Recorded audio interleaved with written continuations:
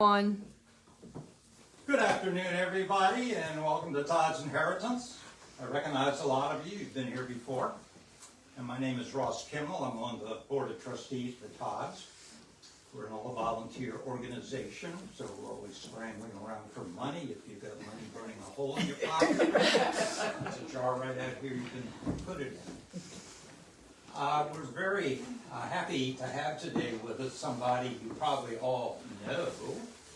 Today he's called Santa Claus. That derives from St. Nicholas, who's the patron saint of children. He'll tell you about how old he is and how he's come through life, bringing joy to little kids and grown-ups ever since anybody can remember, actually. Because Todd's is a 19th century house, he's decided to dress as he did in the 19th century. Fashion's changed. I'm dressed as a gentleman of the early 19th century. Santa's come today with the outfit that he wore in the middle of the 19th century. So help me welcome Santa Claus.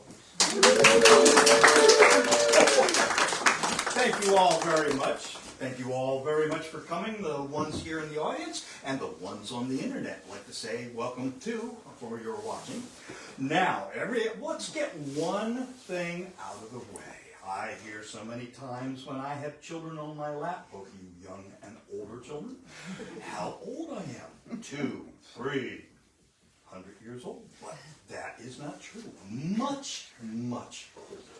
In fact, this year I am 1,751 years old this year. Oh, that's pretty old, isn't it? Oh, and of course, I have not always looked the way you all see me in the 20th and in the 19th century. For the longest time, this is the way children and adults knew me. And here I am as St. Nicholas. This is an icon from the 9th century.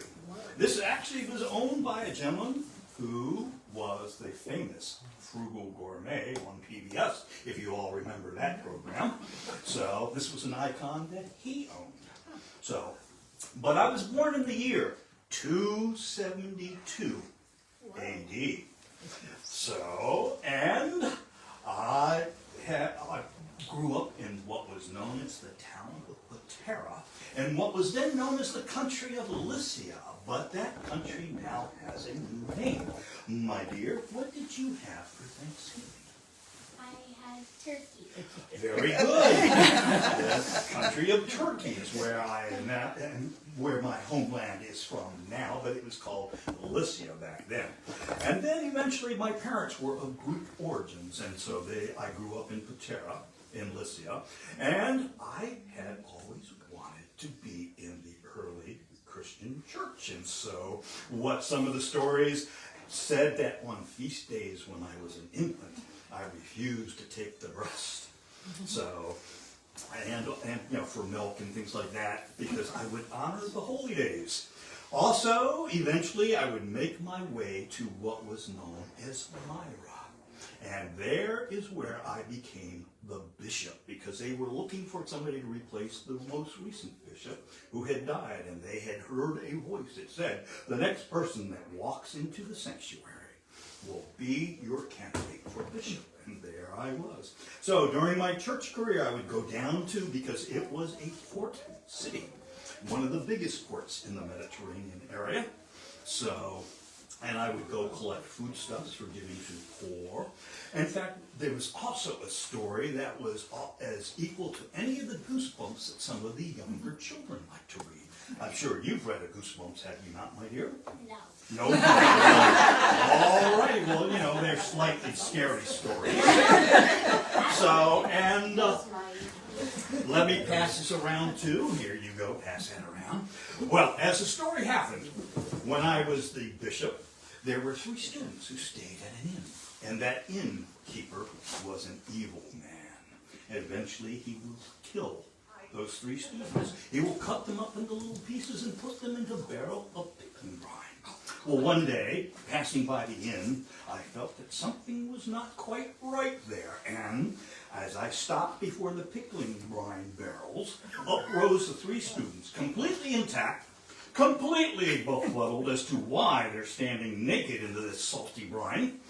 And so the innkeeper fell down at my feet and turned over a new leaf, prayed for forgiveness. I gave him the beating of absolution, and he went and sinned no more.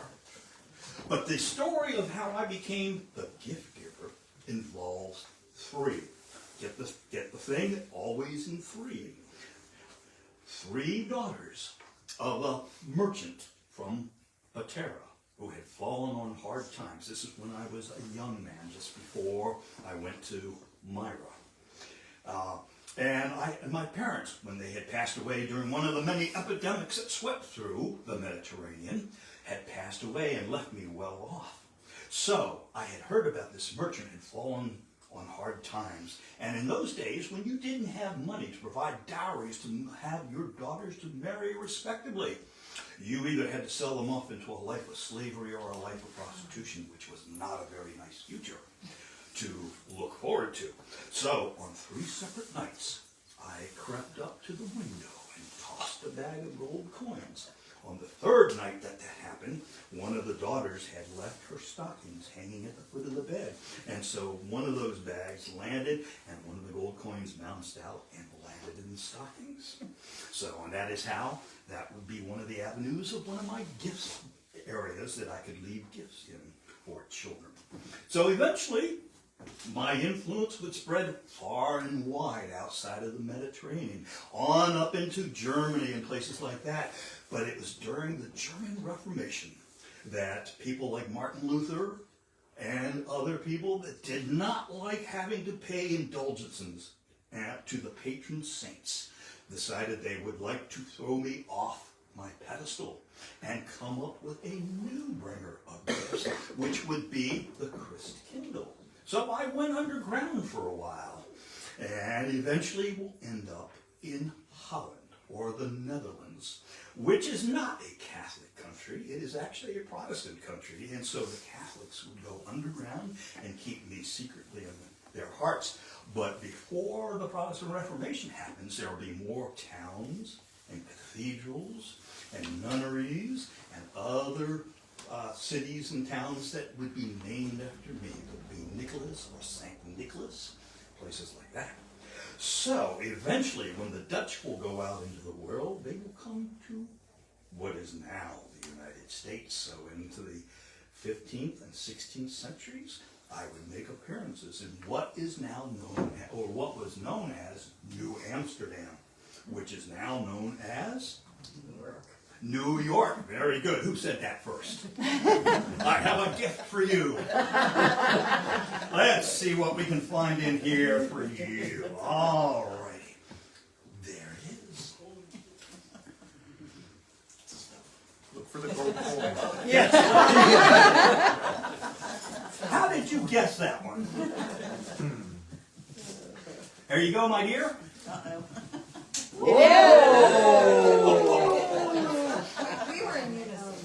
Oh, anyway, it would be the Dutch that will bring me to New Amsterdam, and they would make St. Nicholas Day cookies, because I have my own day in the month of December, which many of you probably don't know. December 6th is St. Nicholas Day.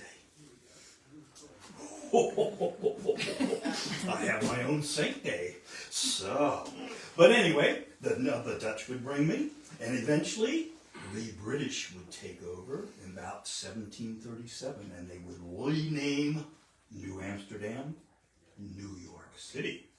Eventually, I will go underground till the beginning of the 19th century, when a gentleman by the name of John Pittard, or Pinter, would have a gentleman by the name of Anderson do up a drawing showing me in my church clothing. This will be one of the last times I appear in religious clothing. So there I am, and in my hand I'm holding a couple of money bags, purses, and all that. The 3 gold balls on the pawnbroker shop are for me, St. Nicholas. Those are the 3 bags of gold coins I threw in. So not only am I the patron saint of pawnbrokers and children, virgins, prostitutes, New York City, the city of the country of Russia, and the country of Greece, along with a bunch of other jobs that are no longer book dealers, wood turners, and things like that. So pharmacists is another one too that's in there. So, but also, and so it would also say, "Oh, Santa Claus, you good and holy man, put on the tabard the best you can. Go clad therewith to Amsterdam, and from Amsterdam to Hispaniola, where apples bright of orange, and likewise those of granite, surnamed. And to serve you ever was my end. If you will now me something give, I will serve you ever while I live." So there's that. Now, one of the reasons John Petard is interesting, because he would start an organization of people that would be called the Knickerbockers, which is why the image that I'm presenting today is called the Knickerbocker Santa Claus, but I will tell you why. So this will be an era, but John Petard would start the New York Historical Society, the first savings bank in New York City, along with a number of others. But he will gather some of the elite of New York society, merchants, writers, people like James Fenimore Cooper and Washington Irving and Clement Clark Moore and other people. Another one who is the art instructor at West Point. He will also be a member, and I'll tell you about him in just a minute. But they would start a society of St. Nicholas. And so, if you look at what's going on there, in announcing the first toast, a print admirably executed by Dr. Anderson, and there you have the print in your hand, for the occasion was distributed to each member of the society, and for the gentlemen who favored them with company. The picture exhibits a striking likeness, no doubt, of St. Nicholas. AD of 343, they have that a little wrong, but in the background is a beehive denoting industry, and at his side is a true fat Dutch pug dog, the emblem of fidelity, and on the left, the good holy man is a faithful representation of him, and the fireside of Santa Claus with the Dutch irons. If you look at the toy soldiers that are on the Dutch irons, a brilliant copper tea kettle, a capacious teapot. But also, if you look at the two girls, the boy and the girl, and I do not know why it's always you girls who are always so good.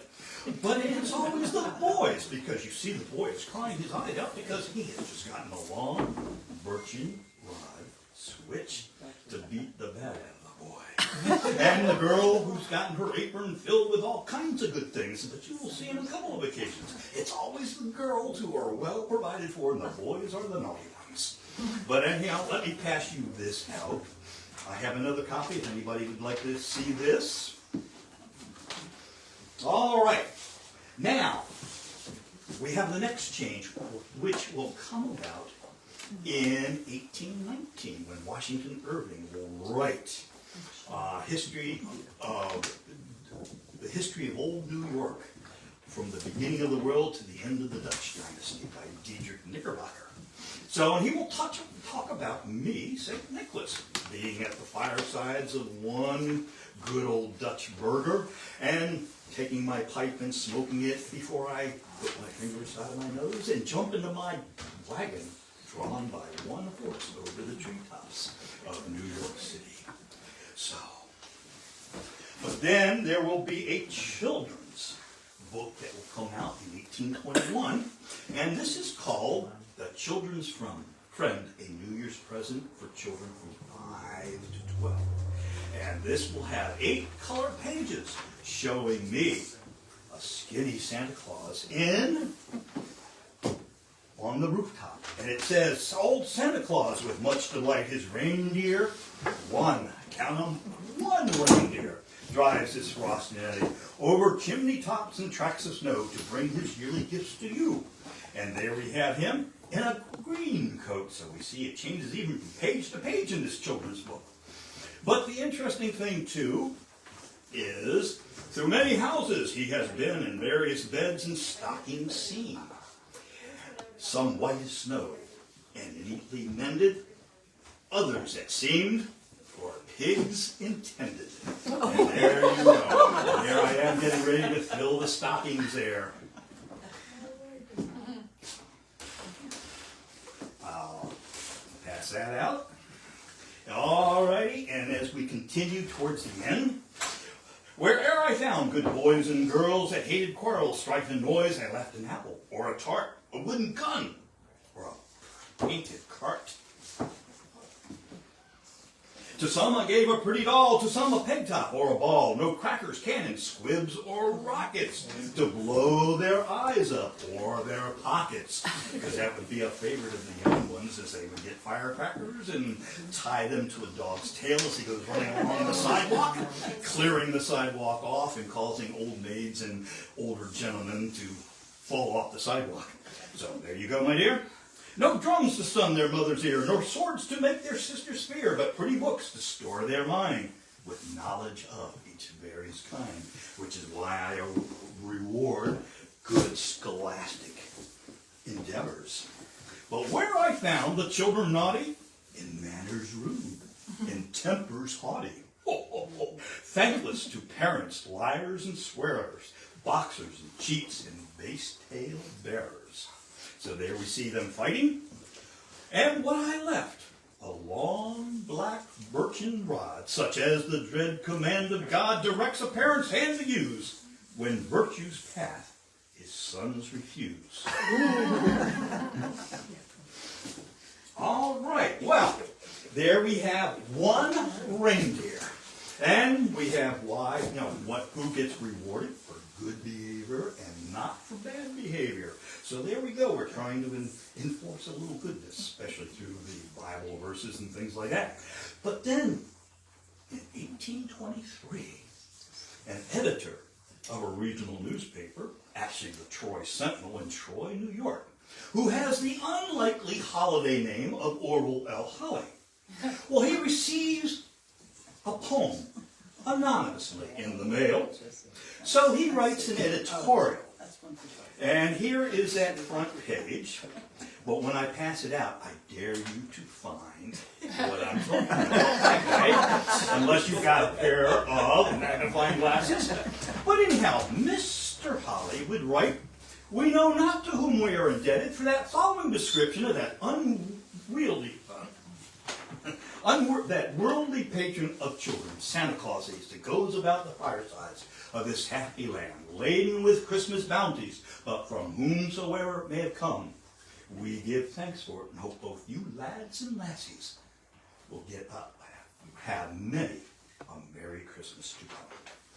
And he entitles it, being an account of a visit from St. Nicholas. 'Twas the night before Christmas, when all through the house not a creature was stirring, not even a mouse. Anybody can't find it? Let me know. I'll point it out to you. But the interesting thing, in his verses, he gets down to calling the names of the reindeer. So we have Dasher and Dancer and Prancer and Vixen, Comet and Cupid, and Donner and Blitzen. Oh, no, it was not. Donder. You got it. And what was the other one? Blitzen, which is Dutch for thunder and lightning. Although Donder and Blitzen, when after it gets changes, because punctuations change later on. In fact, there's a certain name not even attached to this poem. So, but anyhow, let's see. I have one more in here somewhere. Where are they?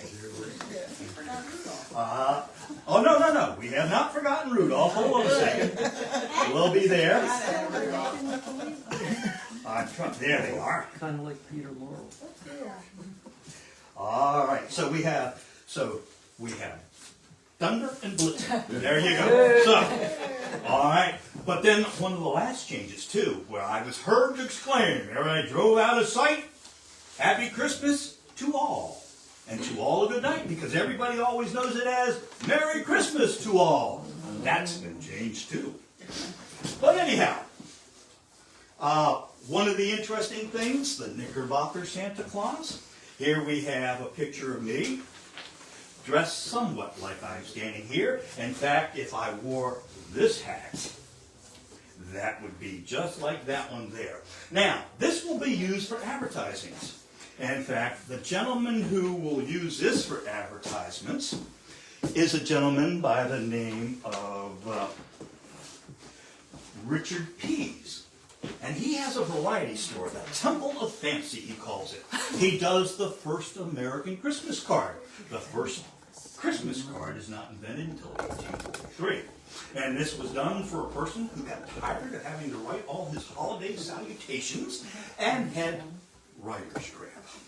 So he wanted something that his printer could put on there showing a family holding a banner that says, Merry Christmas and a Happy New Year.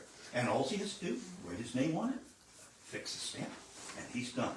And that person is a gentleman by the name of Henry Cole, and he becomes Sir Henry Cole. So for his invention of the Christmas cards. But eventually they will make their way across to this country. So in 1850, Richard Pease does the very first Christmas card. In fact, if you look at this one, look at the back of the baskets, because this will advertise his establishment that he's selling those Christmas cards for. Well, anyhow, so we will get to 1848, the reason why I look like this. So here we have an authorized edition of A Visit from St. Nicholas. Here's the authorized edition page right there from 1848. So here we have, 'twas the night before Christmas, went all through the house. What was not stirring? A mouse. Not even a mouse. There you go. But it is, here I am, driving through the streets of old New York. When was the last time you saw the streets unclogged like that? With even a water fountain there to stop off and get some fresh water. So, but here I am in a miniature sleigh. But it is the next picture. And here I am in my buckle shoes, stockings, knee breeches, brown, red wool coat with brown fur, and a brown fur pillbox hat. So, there you go. And here I am. Would you want to sit on the lap of a man that looked this kind of a scary image of me, isn't it? You hold that. There you go. How is Santa supposed to look this scary? Well, that's the way I look at it. In fact, it would have been perfect for this time of the house here. This is the way the children would have known me, looking like that. So, and here I am. Before I lay my finger aside of my nose and up the chimney I go. So, there you go. There's the end piece, which was not done by Boyd. But also, here is the one that predates that picture. Here is another variant of that image. Then, my name is also interchangeable. We have St. Nicholas. We have Santa Claus. We have Sinterklaas, if you are of a foreign nature. And we also have Kris Kringle, which is a derivation of what was the old Protestant fallback, being the Christ child. So, Kris Kindle, the Christ child being the bearer of gifts, becomes eventually later on Kris Kringle. Speaking of Kris Kringle, we will have a wide variety of books. This one published in Philadelphia. Kris Kringle's Christmas Tree. In fact, Christmas trees are very new and just arriving in this country in the middle to the latter part of the 1840s from the German people coming from Europe, trying to get away from the political troubles that are infesting German politics. Here you go, my dear. Here's another book, Kris Kringle's Rarey Picture Show. So, sorry? There you go. Here we have Kris Kringle's Rarey Picture Show exhibition, another picture in that book.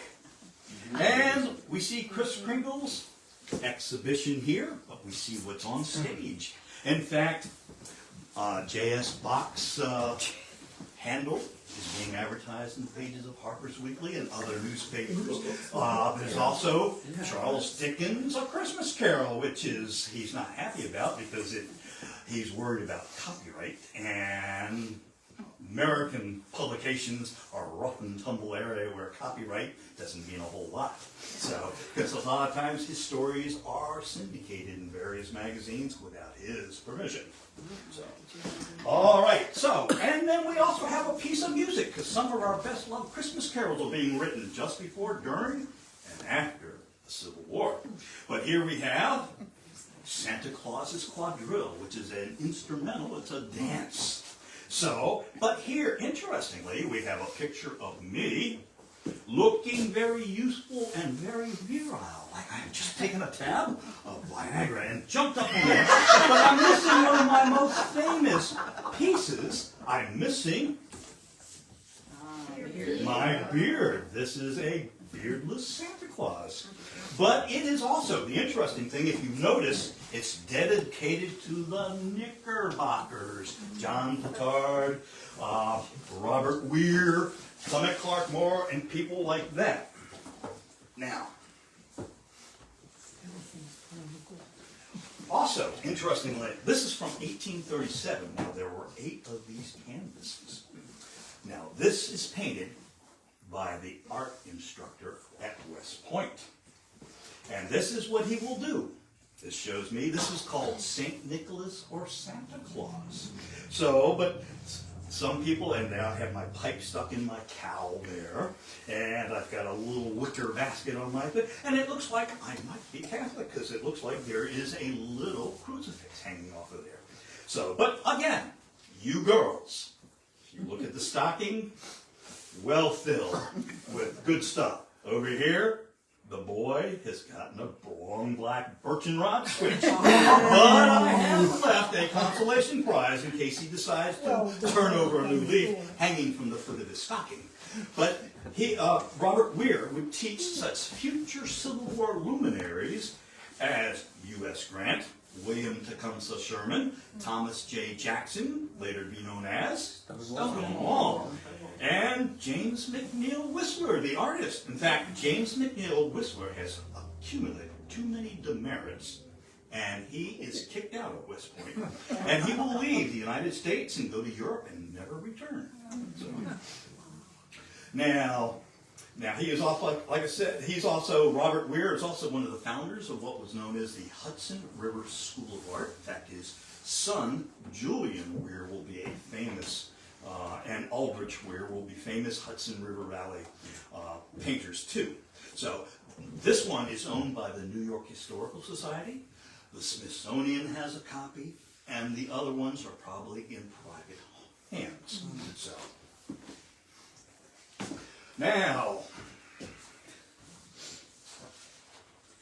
one of the interesting things, I talked about a little bit about Christmas trees. Christmas trees were just coming to this country around about the 1830s and 1840s, but they become really popular. In 1841, Prince Albert will set up a Christmas tree in Windsor Castle, although it will not be the first time the English royalty will have a Christmas tree. But Prince Albert will spread its influence far and wide by his giving of army barracks, schools, and Christmas trees, of decorated Christmas trees.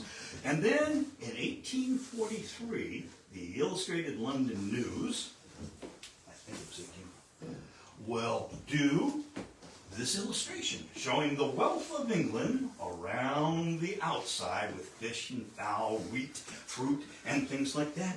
But inside we have the Christmas tree from, Prince Albert was from Saxe-Coburg, Gotha, and that is where a lot of the Christmas trees will come from the forest, the Black Forest there. Eventually they will do the first artificial Christmas trees because they're worried about their national abundance being taken out and spread far and wide. So the first artificial Christmas tree is going to be invented around about the 1850s.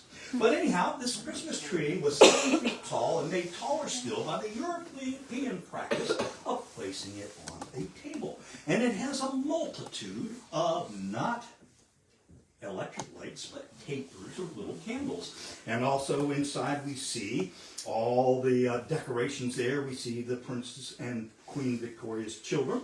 And so this is the English one. Let me show you the American version of that picture. The rare editor, and here's the article that describes the Christmas tree at Windsor Castle. Here's another Christmas tree at Windsor Castle, but it's been painted. So there you get, especially the reflection of all the tapers burning in the mirrors on the side of the hall. So this is from the 1850s. But in 1850, that rare woman editor of an American magazine, Godey's Ladies Book, which all you ladies would have been reading, because it would have the latest fashions, how to make carpet slippers for yourself as well as other people, how to do hairstyle, how to make hair jewelry, that kind of things. But also, there would be stories from the most recent authors too, like Charles Dickens and things like that. But they would take that picture, which is going around, and this would be the Americanized Christmas tree in Godey's Ladies Book. And so, we've gotten rid of all the royal trappings. We ripped off Prince Albert's mustache, which must have hurt terribly for us guys who had mustaches. And also got rid of Queen Victoria's crown. And so, and changed some of the decorations on the Christmas tree, but still we have a hand-blown glass Nuremberg angel.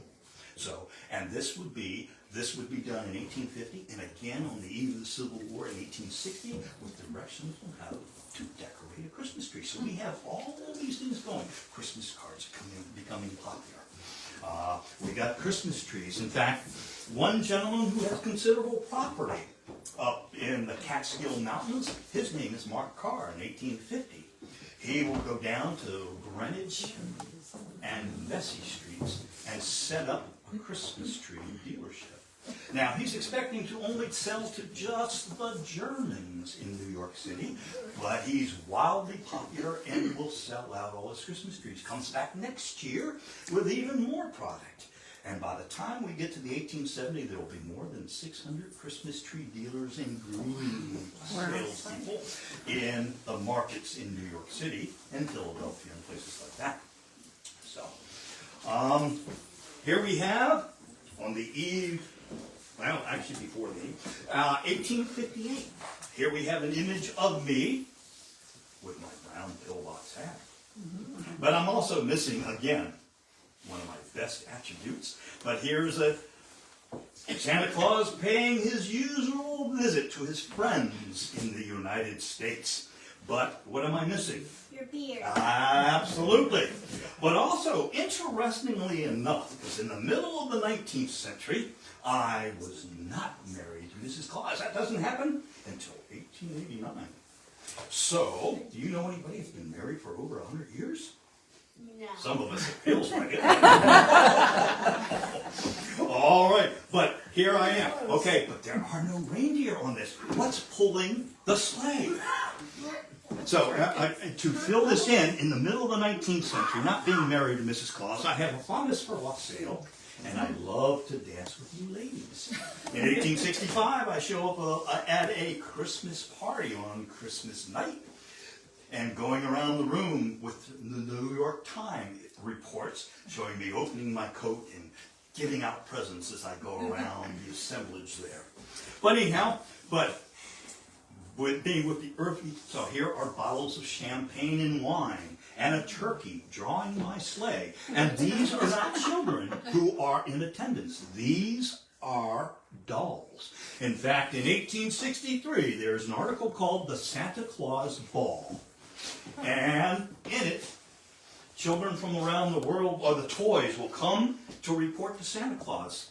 Toy soldiers, ceramic dolls, and things like that. They will come to me at the North Pole to tell me which children are sickly and may not make it to another year, which children are naughty, which children are not taking care of their toys in the nursery. So, Barbie dolls, G.I. Joes and all that, be careful. You don't know if they're reporting. But now we have Elf on a Shelf. That's also now reporting. All right, now we come to the Civil War. And in the center, we have the last image before the war breaks out. So here in the center, we see a family gathered for a Christmas dinner. We see the plum pudding being brought in. Up here in the corner, we see dancing, maybe doing the Christmas tree quadrille or something, a cardiac-inducing dance, I assure you. Or the gallop, that's what it is, the Christmas tree gallop. Remember the gallop? And also here we have the great uncle or grandfather telling Christmas ghost stories. Because again, in 1843, which was a big year for Christmas, we have the first of Charles Dickens' Christmas ghost stories. We're telling this tale of Ebenezer Scrooge. Also, we have ice skating in Central Park. In fact, Central Park is being built at this time. And the gentleman who is the landscape architect, William Olmsted, yes.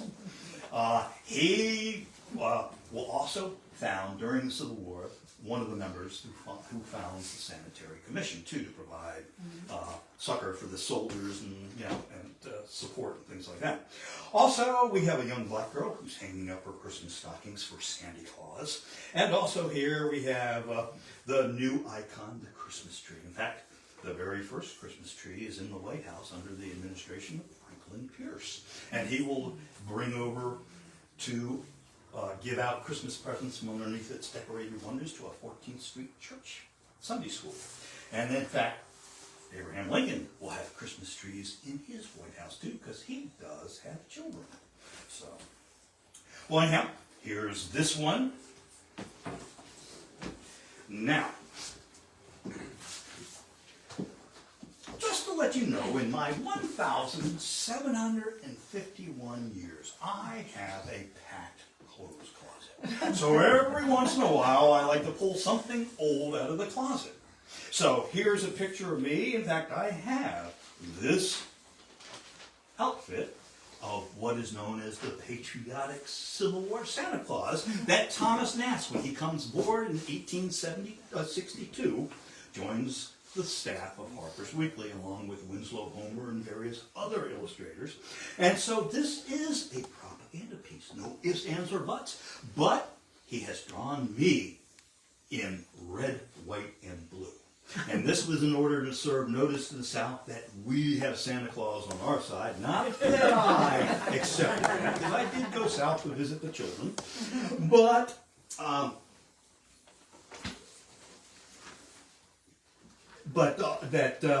and the South never did counter with their own patriotic or propaganda version. They subscribed more to the old Kris Kringle or St. Nicholas image of me. Here it is in color. Now, interestingly, a lot of soldiers, this would be something that soldiers on both sides of the conflict will ask for, Christmas boxes. And so the wealth of the home front pantry will come in, and you see what they contain in there. In fact, there's an article on the second page of this called Santa Claus Among Our Soldiers, and he says, children, you mustn't think that Santa comes to visit you alone, for he also visits our soldiers in the field. And the other propaganda thing that's going on is the doll that I happen to be holding, and his name is Old Jeff, for Jeff Davis, the President of the Confederacy. And as the article says, old Santa's tied that cord pretty tightly around old Jeff's neck, and he seems to be kicking very much at such a fate.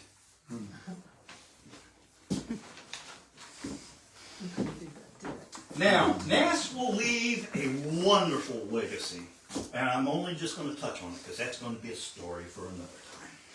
But one of the things that Mr. Nast did was he built my biography.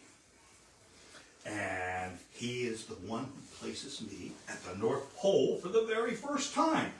In fact, he does it in this wonderful centerfold from 1866 called Santa Claus and His Works, which happens to be this one right here.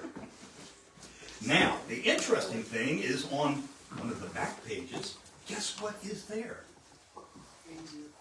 What has become an annual holiday ritual starting in 1823 to be published in the newspapers? A visit from St. Nicholas. And so it will be on the back side of the centerfold here. But in the center here, we have Santa Claus is at work. And we see me arriving on Christmas Eve to leave the good things underneath the Christmas tree and all kinds of good things. But this is before the elves come along to help me out too. Here I am sewing dolls' clothes by myself. Here I am with the record book of behavior. And you can see some of the names in there like Tom Thumb and what they are getting for Christmas. Can you imagine this huge library of books with names of good and bad boys and girls? Oh, much more than that. But of course, everything is computerized these days. Here I am on the lookout for good boys and girls with my special telescope. Here I am in the workshop carving all the wooden toys. Here I am with a Christmas tree with ornaments. You ladies that might like dolls, which dolly would you like? And here's the doll's the kitchen, the doll's parlor, the doll's tea party. Also, here I am resting up on holiday week, but in the background you see the myriad of different toys that would have been available. Knapsacks, pole animal toys, jack-in-the-boxes, wooden toy soldiers. And here we have pulled dogs and cows and various things, knapsacks and drums. The stockings up here say, "Here he comes." Over here is my address, Santa Clausville, NP. And again, I have arrived to fill out the stockings there. And here I am on my Christmas Eve journey. So, well, I heard him exclaim, ere he drove out of sight, "Happy Christmas to you all, and to you all a good night."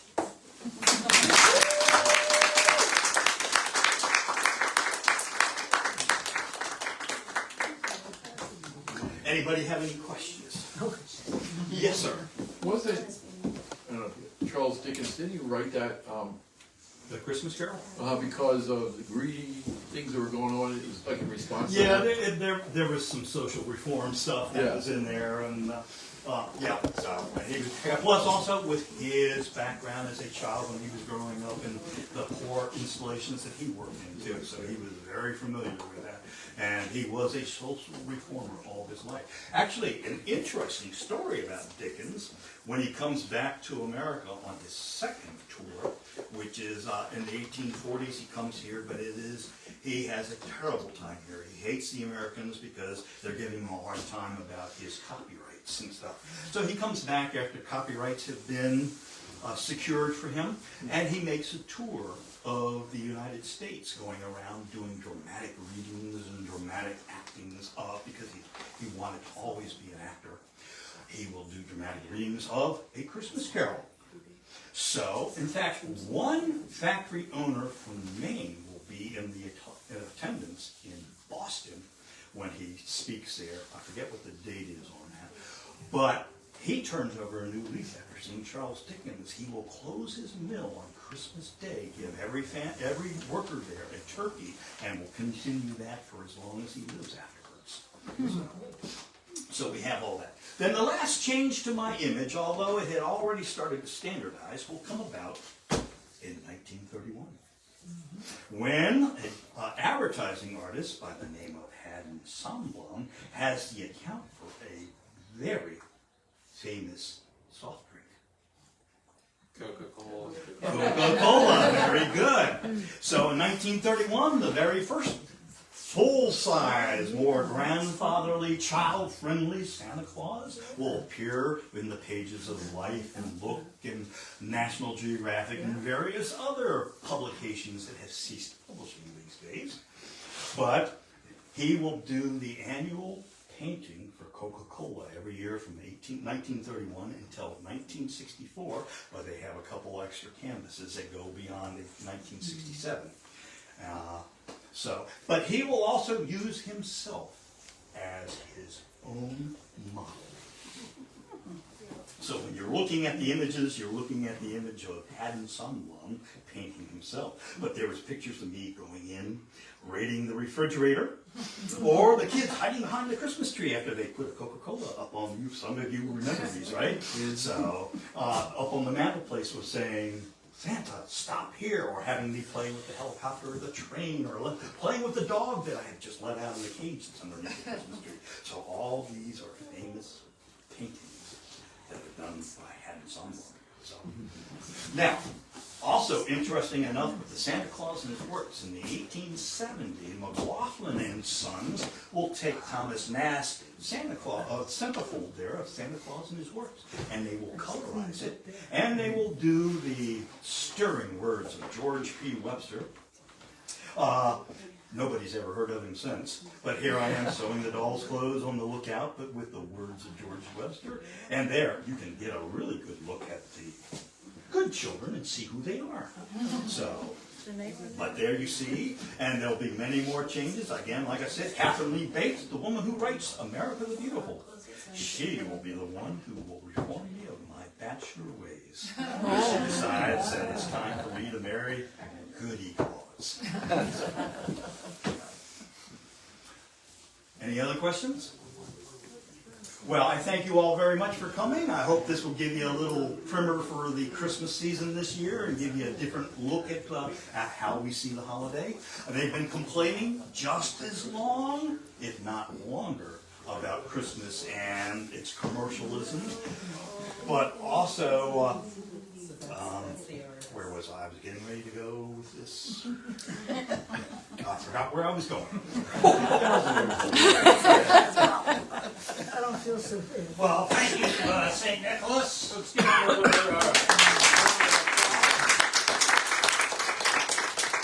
We have a little gift for Santa, something for him to enjoy when he gets back. Back home at the North Pole. Okay, we'll open it before. Oh, no. I don't drink and drive in the sleigh. There you go. Thank you very much. Place it right here.